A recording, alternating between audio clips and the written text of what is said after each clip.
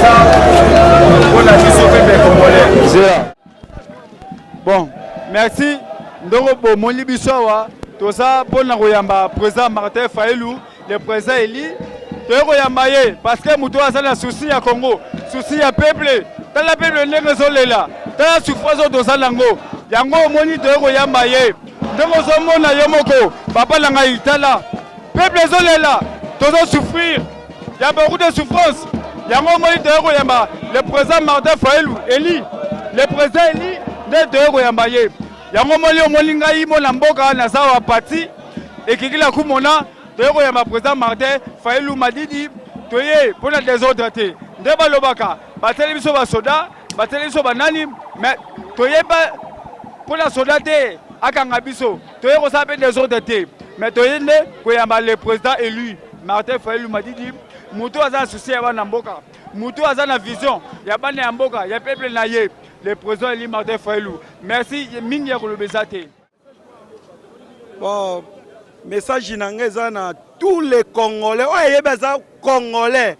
Oh, loba lingala ndeti ngana oloba. Makama mindu kezate bitumba te yakato sangana. Place mabeza lito bongisa.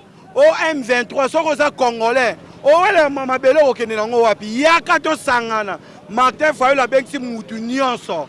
Aya to sangana to bongisa nanga tika bitumba yo muto salisaka élection et bongi kutu biso neto bimisa bitumba to koma ba rebelle po yo boto la victoire na biso kabango mais biso to bisi bitumba te yo ke okomi ko boma bandeko na biso ba congolais ndeko soko za congolais ya solo yaka ozo boma wana baza ba nyama te baza ba congolais ndeko yaka to vanda président Eli Martin Fayulu abengisi bino Kabila ndeko Chilombo Moïse yaka soko za vrai congolais oya ko yate tanto on sangana to so soko yete osimi minduki peuple akozala na sima na yo oko sentir moto ya peuple soko za congolais yaka to solola bandeko na biso bakufi mingi to yokana to vanda kimia biso to mona bomengo ya mboka oyo eza te bapaya bakosaka bino kuna Kagame za pays moko kutu na ko loba Rwanda za pays mona ko ba quartier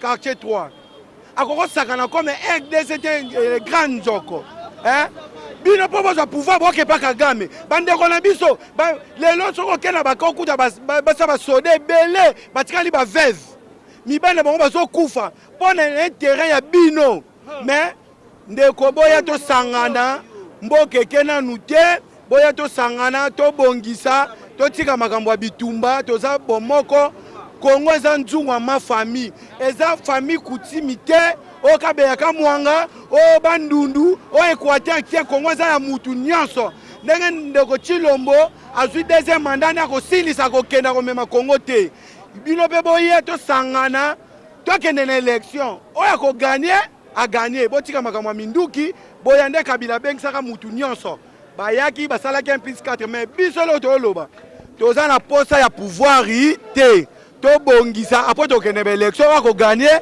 a gagner merci na bana mboka nyonso. Oui, monsieur le journaliste l'incontournable l'imbattable ka monsieur Kabuya na sepeli mingi ndengo pesinga parole toye awa na appel président Sali le président Eli Martin Fayulu mon kwa kibaka aigle l'intouchable l'imbattable l'incontournable le tout amable abengisi cohésion nationale na kati ya mboka biso tokokende na bakulu dimbate ya bitumba bikamo mutu nyonso akozala contre cohésion nationale azande kwa Kagame mutu oyo azokoboya cohésion nationale ndenge namolaki déjà message lobby le professeur CG na ngai de vos kitoko alobi yango tozosenga cohésion nationale tozala bumoko po soki toza soudé na Congo mopaya kozwa moya kokota te po aprofite biso soki ozomona ke bandeko mususu soit disant ba l'opposition net batu ensemble lobby na yo ka message oyo Olivier Kamitata azotinda azoloba ke dialogue nini azoluka tozoluka dialogue pour la cohésion nationale et non pour la partage à gâteau na gâteau na bango wana oyo ese lala wana foila koliate mais to lingi to sala bumoko to solola mutu na mutu aloba problème azanango poto luka to mettre fin na guerre za na este na landaki na réunion to zalaki mardi na bureau secrétaire d'état américain sepelaki initiative oyo président Fayulu apesaki na landi sur roi belge sepeli na ngo ayebisi monsieur Chilombo landa tata wana po bo sauver Congo. Yango Monique tokei to sengi autorisation pour autoriser biso la kimia toyawa. Mais la osanga na bande kolanga bazawa ba finga te po biso seja gangela ki biso président parti États-Unis pesi maloba ko finga te ko ganga te toye pour intérêt mboka. Tangu ya lancer initiative ya cohésion nationale to sangana pourquoi to ko finga liso poto luka désordre. To ana tina na ngote mais to luka mboka sangana po batu mususo bazawa ba coopérer na Kagame. Bazolinga désordre la bato ba kufa ba iba minera mboka batekaka peuple anyoka makamikolo nyoso tu. Na kenaki na ndeko moko na tongo na bisa zoloba ka congolais. Congolais soka lié soso na ndaku bana nyonso bakomi na mikwali bando ndira asali feti. Or que soso na bamboka bapayeza eloko ya mizigele ya mutu moko na tongo azomela nango ti. Biso to tona na bomengo na mboka tozo se retrouver te pour la nini. Alors toi na posta makamwana te tozo luka unité, toza na tina tokokota na gouvernement te mais toke na cohésion nationale to solola mutu na mutu kabila ya loba makamwa za nango. Ndeko chilomba lobi nanga yaka loba. Yo Moïse yaka loba to sangani to lobi bumoko to pesi bango tamba silisa mandat après to benga na bango la kimia ba kene to ko pouvoir na élection na ndenga kimia. Le président Eli soki asimi mboko yo dollar oyo zo mona oyo en tout cas to bando buka ngo mikwa ndamu par jour ezo kita. Po biloko na biso soki mopaya zo yibate biso moko to zo teka. Peuple a souffrir pour la nini. To zala ba mapinga bandeko na biso bazawa. Combien bazozwa? Awoko tangisa mwana na université te chaque année bana bazo silisa combien awa? Mais moyo tangisa mwana ezate pour possibilité ezate. Entre temps to tonda na bomengo na kata mboka. Na sa cordon timo la résistance ya ngaba na Moamba. Na talaki professeur moko uta en Éthiopie aya ko pesa cours na campus awa. Chaque jour soki aya pesi cours azuma bela Congo atena sacha viva kena ngo na Éthiopie. Abwaka ndamu la kata lupangu alona pelouse comme si touristique bana classe ba ya kotala kaka mama bele ya pamba. Mais totondi na kite bele pourquoi peuple azonyoka ma modèle oyo. Alors il fallait l'homme qu'il faut la place qu'il fallait. Tala pouvoir est à la peuple. Ce que le peuple a voté, la voix du peuple c'est la voix de Dieu. Ce que aussi pouvoir na kinga kati makamuno ko sala kunu dimba. Et loko ko simbe zate. Na tondi yo botondi merci. Na nyoso yo pesinga kom.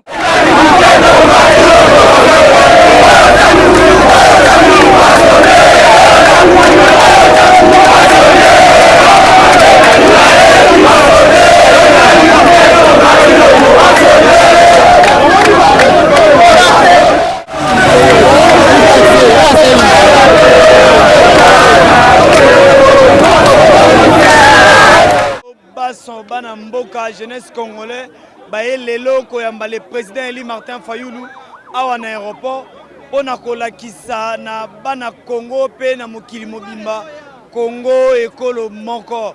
Le président Eli Martin Fayulu lelo ayeli biso message ya cohésion nationale. Cohésion nationale oyo elinkolo babayi mboka banso basangana autour d'une table pona ko trouver solution etali insécurité ya mboka na biso. Soki tozali ya kobulunga na biso banso na kati Congo ekoyeba kozala na kimia te. Yango moni le commandant du peuple, le visionnaire, le président Eli Martin Fayulu avandi alobi te bana mboka to sanga na biso banso to vanda to tika kobulungana to zala na kimia. Yango moni biso lelo jeunesse congolais toyeko yamba le président Eli Martin Fayulu. J'espère que vous allez komona bayi mboka nyonso oba outi de partout pour na koyamba le président Eli Martin Fayulu. Tolobi boye Congo ekolobo Congo ekolobo Congo ekolobo moko Congo ekolobo Congo ekolobo Congo ekolobo moko Martin Fayulu, président Eli. Yo botondi, toyawa ebele biso nyonso bana Kinshasa, bana Congo mobimba, toye pona koyamba le président élu, l'homme de 62%. Mwana mboka oya solo, le candidat unique, le candidat oyo, bana mboka nyonso balingiye, yango tolobi boye, tozana posa ya distraction lisusu te, ba promesse tolembi yango tolobi boye, biso nyonso cohésion nationale, to sangana.